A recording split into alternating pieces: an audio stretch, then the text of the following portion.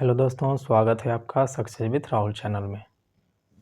दोस्तों, पिछले वीडियो में हम लोग हड़प्पा सभ्यता का जो पुरातात्विक स्थल था, लोथल, कालीबंगा, चान्होदड़ो, ये तीनों पढ़े थे। उसके पिछले वीडियो में हम लोग हड़प्पा और मोहनजोदड़ो के विषय में पढ़े थे। यानी कि टोटल हम लोग 5 स्थल के विषय में पढ़ चुके हैं। और आज के जो वीडियो है, इसमें भी हम लोग 4 से 5 स्थल के विषय में पढ़ लेंगे, जो आपको महत्वपूर्ण है। और इतना 10-11 स्थल के विषय में अगर आप पढ़ लेंगे तो आपको परीक्षा में अधिकतम सवाल आपको जो साक्ष्य से संबंधित पूछता है आपको बन जाएगा। और बाकी रहा तो एक वीडियो में और आपको हड़प्पा सभ्यता का जितना विशेषता है वो आपको पढ़ा देंगे। तो आज के वीडियो में जो बचा हुआ स्थल है वो जानेंगे, जिसमें पहला क्या है तो बनावली, दूसरा रोपड़, तीसरा है आपको धौलावीरा, एक है आपको सुरकोटदा और एक है आपको रंगपुर। तो टोटल आपको एक और राखीगढ़ी, तो 1 2 3 4 5 6 और 5 हम लोग पहले पढ़ चुके हैं।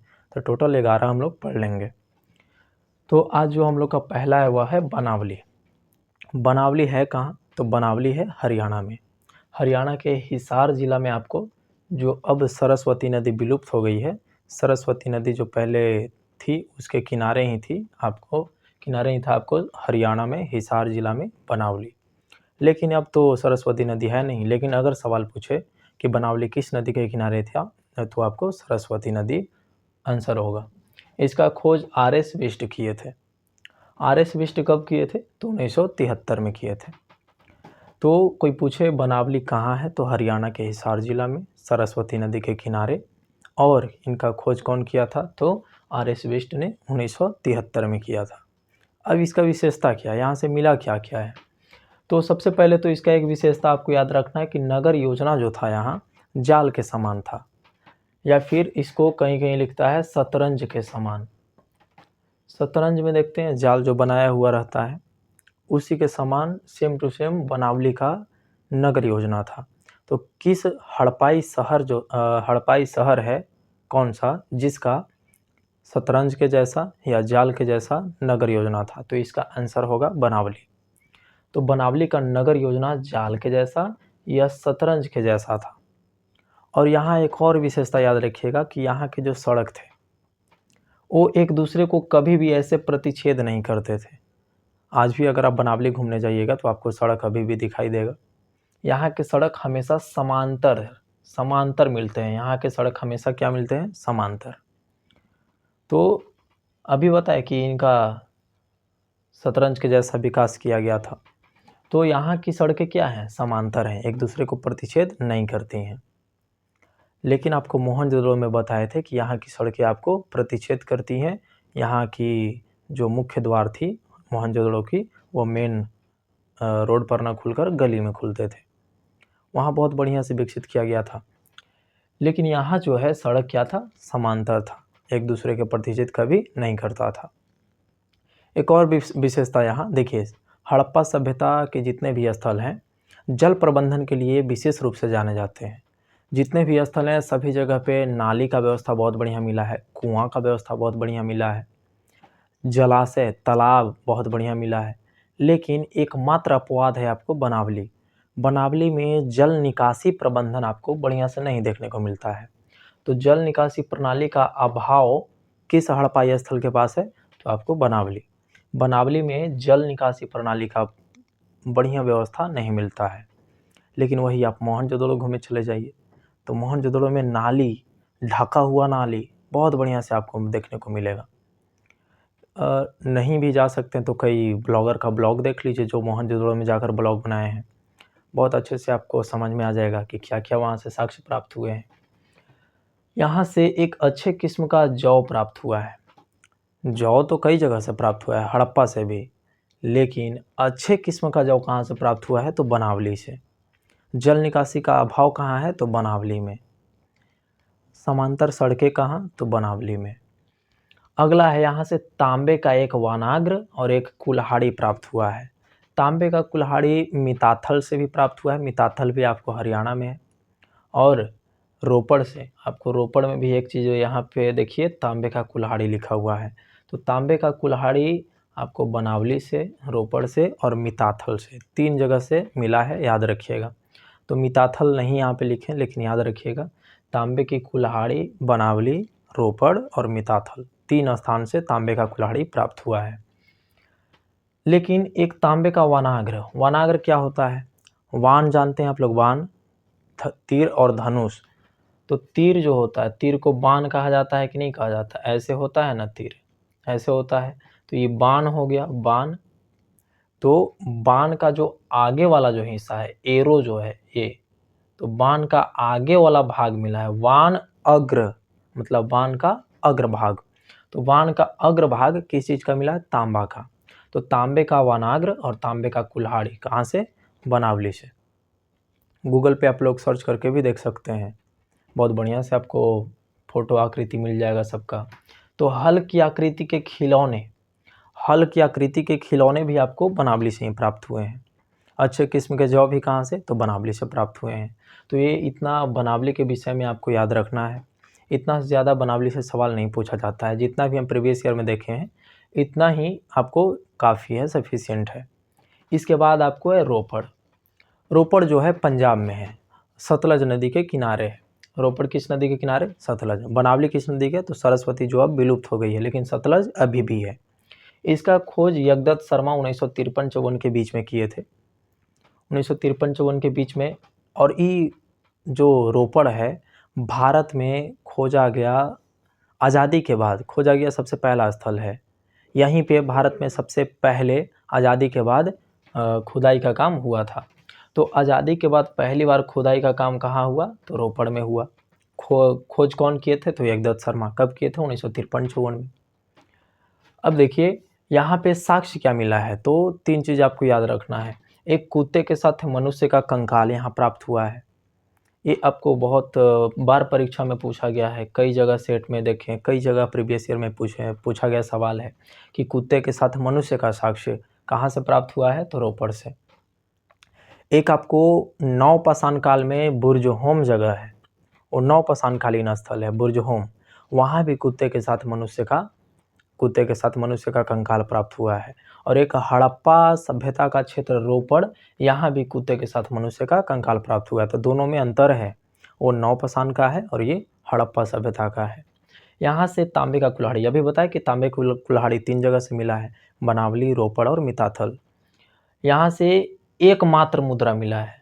कितना मुद्रा? सिर्फ एक मुद्रा मिला है। तो कौन सा ऐसा स्थल जहाँ से एकमात्र मुद्रा मिला है? तो आपको रोपड़ हो गया। तो ये आपको बनावली और रोपड़ के विषय में हो गया। अगला आपको है धौलावीरा।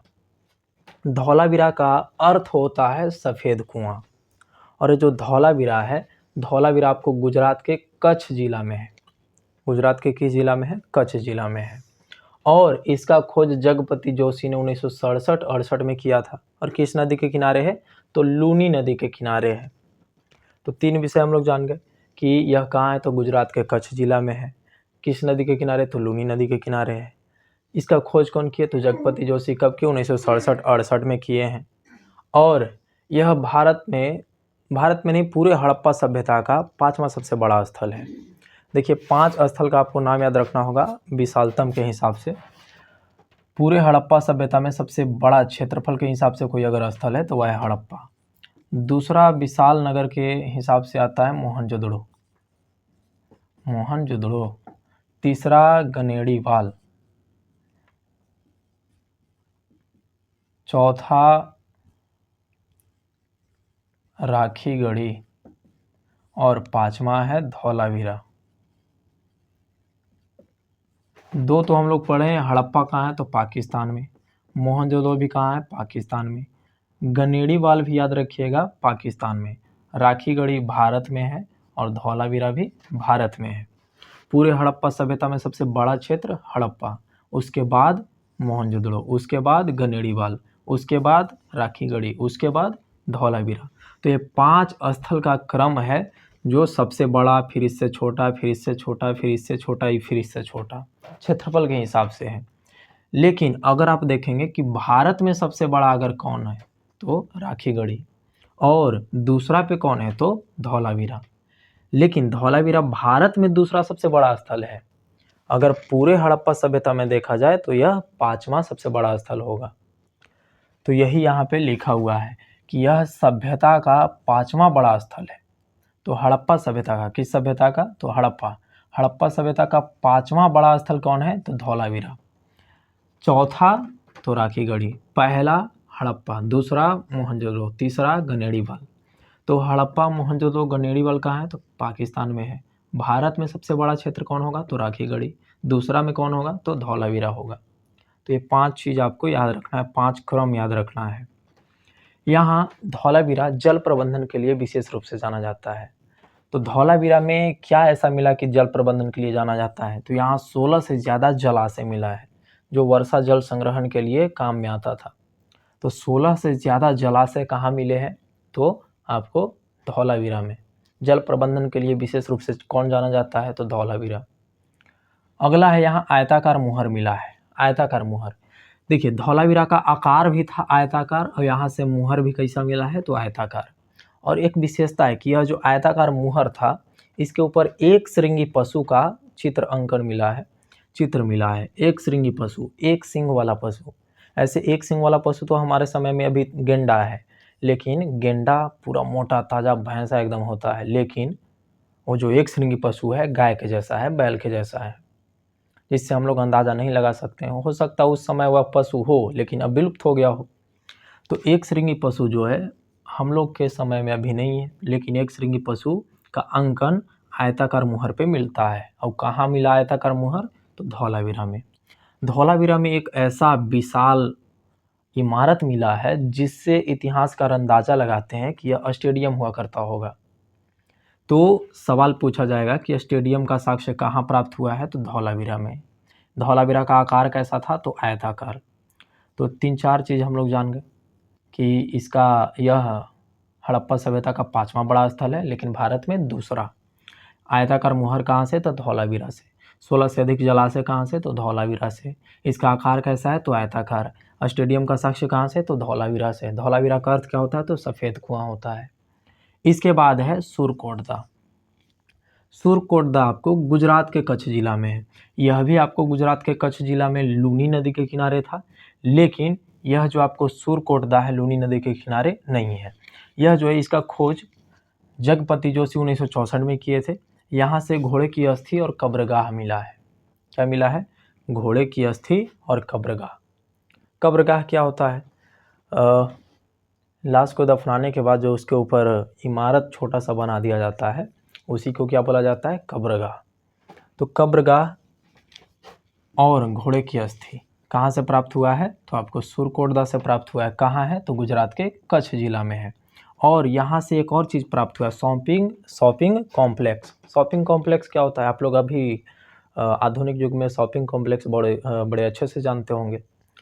शॉपिंग कॉम्प्लेक्स मतलब मॉल टाइप का, एक ही जगह पे कई चीज़ों का दुकान ढेर सारा मिला है, तो इसी को शॉपिंग कॉम्प्लेक्स बोला जाता है। तो शॉपिंग कॉम्प्लेक्स कहाँ से प्राप्त हुआ है? तो सुरकोटदा से प्राप्त हुआ है। अगला है रंगपुर। रंगपुर भी गुजरात में ही है, लेकिन यह काठियावाड़ जिला में है और यह मादर नदी के किनारे। इसका खोज रंगनाथ राव ने किया था, 1953-54 में किया था। रोपड़ का भी खोज 1953-54 में और रंगपुर का भी खोज 1953-54 में। कौन खोजा? रंगनाथ राव। लेकिन रोपड़ का खोज कौन किया था? तो यज्ञदत्त शर्मा। यहाँ से क्या मिला? तो यहाँ से एक चीज़ सिर्फ याद रखना है कि यहाँ से धान की भूसी प्राप्त हुआ है। अगला है आपको राखीगढ़ी। अभी बताए कि राखीगढ़ी भारत में सबसे बड़ा है, विशाल। पूरे हड़प्पा सभ्यता में जितने भी भारत में मिले सबसे विशाल नगर कौन है? तो राखीगढ़ी है। लेकिन भारत में है, पूरे में पूछे तो हड़प्पा, भारत में सबसे विशाल पूछे तो राखीगढ़ी। अगला इसमें है, आपको याद रखना है कि इसका खोज 1997-99 के बीच में हुआ था और अमरेंद्र नाथ ने किया था और इसी बीच में खुदाई भी हुआ था। यहाँ से सबसे महत्वपूर्ण चीज़ आपको परीक्षा की दृष्टि से याद रखना है कि यहाँ ऊंचे चबूतरे पर अग्नि वेदिका मिला है। पिछले वीडियो में हम लोग लोथल के बारे में पढ़े थे। लोथल में आपको पढ़ाए थे कि लोथल में अग्नि वेदिका, चौकोर और वृत्ताकार अग्नि वेदिका प्राप्त हुआ है, यानी कि अग्निकुंड यानी कि हवन कुंड, गोल और कैसा? तो चौकोर यानी कि चतुर्भुज ऐसा। लेकिन यहाँ जो अग्नि वेदिका मिला है वह किसी ऊंचाई पर स्थित है, चबूतरे पर स्थित है। तो एक चबूतरे पर अग्नि वेदिका पूछे तब क्या होगा, तो राखी गढ़ी होगा। अगर सिर्फ चौकोर और वृत्ताकार अग्नि वेदिका पूछे तो लोथल होगा। तो यह आपको बाकी जो स्थल बचा हुआ था महत्वपूर्ण आपको बता दिए। तो ऐसे ही आप लिख लीजिएगा, एक क्रम भी आपको लिख लेना है और सब याद कर लेना है। और आपको एक होमवर्क है कि जितने भी हम स्थल बताए हैं 3-4 कॉलम बनाइएगा। एक स्थल लिखिएगा, इसका खोजकर्ता लिखिएगा, एक वर्ष लिखिएगा कि इसका खोज कब किया गया या खुदाई कब किया गया, उत्खनन कब किया गया। एक लिखिएगा किस नदी के किनारे है और एक लिखिएगा कि यह कहाँ है। तो 4-5 कॉलम में ये सब बात लिख लीजिएगा, तो जितना भी स्थल है इससे आपको सवाल नहीं छूटेगा। तो आज का वीडियो इतना ही रखते हैं, अगले वीडियो में हम लोग हड़प्पा सभ्यता की विशेषता पढ़ लेंगे। धन्यवाद।